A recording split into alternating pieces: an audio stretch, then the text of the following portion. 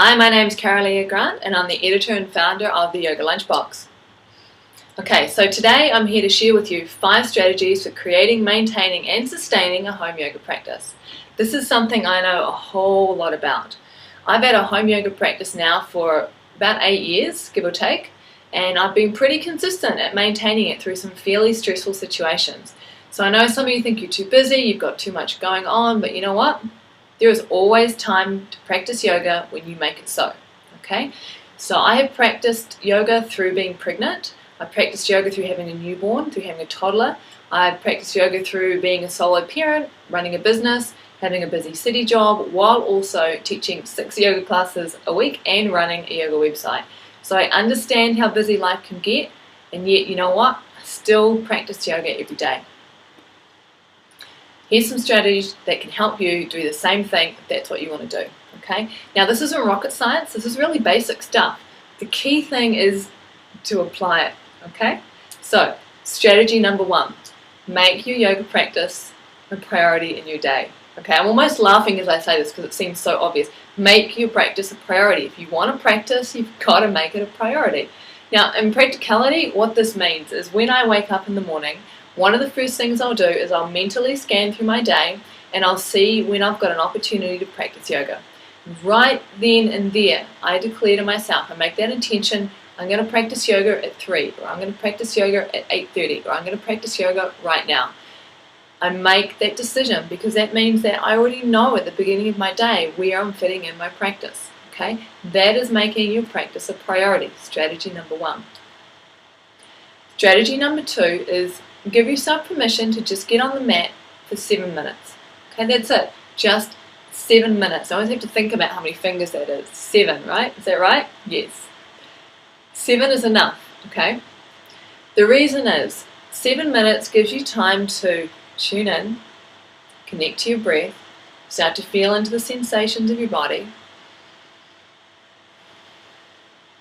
and gives you time to really be, okay?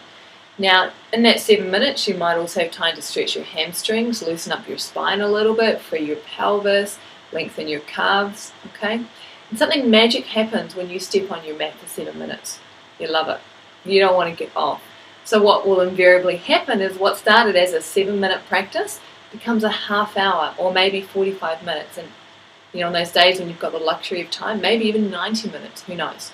So that is strategy number 2, and it works by just getting you on the mat. Okay, you just say to yourself, I'm just going to do 7 minutes. You know, anyone can do 7 minutes. Strategy number 3 is to start with what you know. Now, one of the major reasons that people say to me they don't have a home yoga practice, oh yeah, I want to practice yoga at home, but I don't know what to do. Bullshit. You know what to do, okay? And if you don't know, you're smart enough to figure it out, okay? Child's pose. Perfect posture to start with. Everybody knows child's pose, okay? It's super easy, it's super simple. You can get on your mat, and for those 7 minutes a day, just do child's pose, and then do shavasana. Bang. You've got a home yoga practice. And what will happen, if you do child's pose and shavasana every day for 7 minutes, say 7 days in a row, you'll get to the point where you want to do something else. Because you want to do something else, you will do the research or the learning required so you can do something else, okay? You'll look at a book, you'll go online, you'll watch a video, you'll talk to a teacher, you'll pay extra attention in class. So starting with what you know as you know it is enough, and that is key. That's strategy number 3. Now, strategy number 4 I find particularly useful. Today, I don't want to practice. Couldn't be bothered, didn't feel like it, would have much rather actually just done work on the computer. I said, oh, I'll just take a break and I'll put on some music. See, for me, music is a ritual, and I always or quite often use music to practice yoga. And over time, I've built up these yoga playlists, and these playlists I've listened to time again and time again and time again. So now, when I hear the opening bars of those songs, something inside of me just opens to yoga. And what do you know? I got on my mat, the music was playing, and I think I listened to that playlist twice, so that tells you how long my practice ended up being. So ritual can be a really good way to help you get on your mat. And it doesn't have to be music. Okay? It might just be having a special outfit that you wear every time to do yoga. Maybe you put your mat in a particular way. Perhaps you light a candle. Anything works, right? It doesn't matter.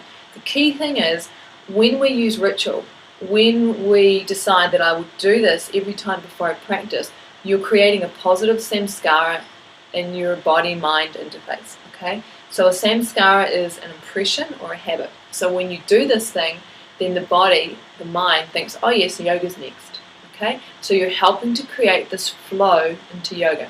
That's strategy number 4, ritual. Strategy number 5, this is one of my favorites, and this is something I'm really passionate about.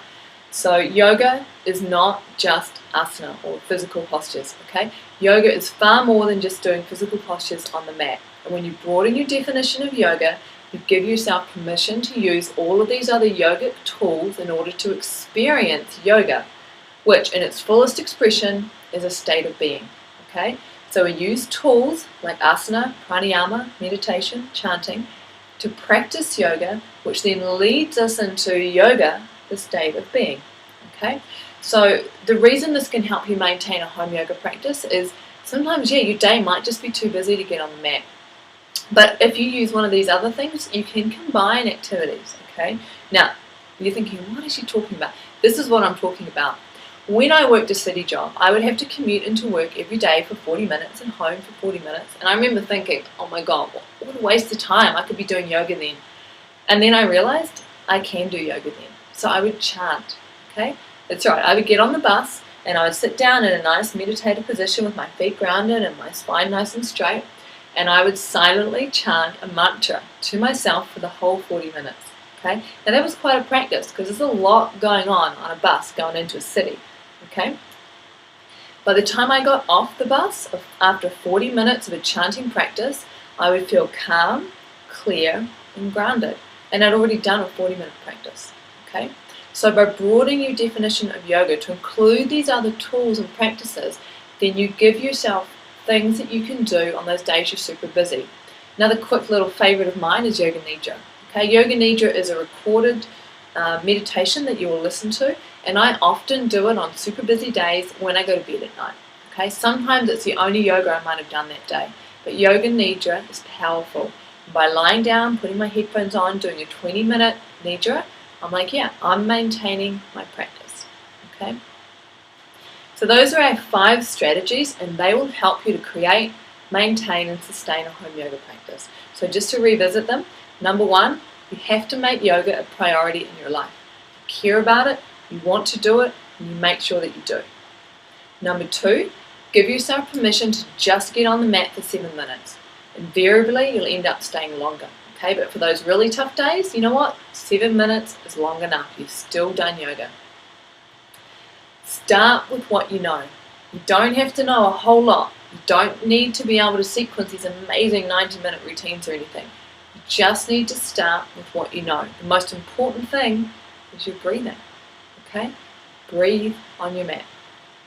Number 4, use ritual. And whatever that ritual is up to you.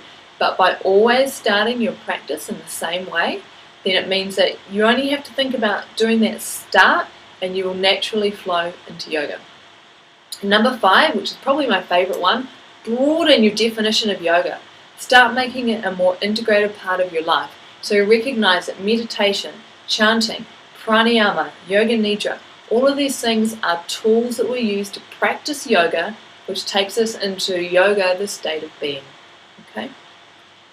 So these strategies are something that I look at far more in depth, and I take you through some worksheets and get you to really workshop your life so that you can come up with a strategy to support your home yoga practice. And I do this in my book, 40 Days of Yoga, Breaking Down the Barriers to Home Yoga Practice. It's launching on January 31st. If you're interested in finding out more about the book, more about me, more about yoga, just head over to theyogalunchbox.co.nz.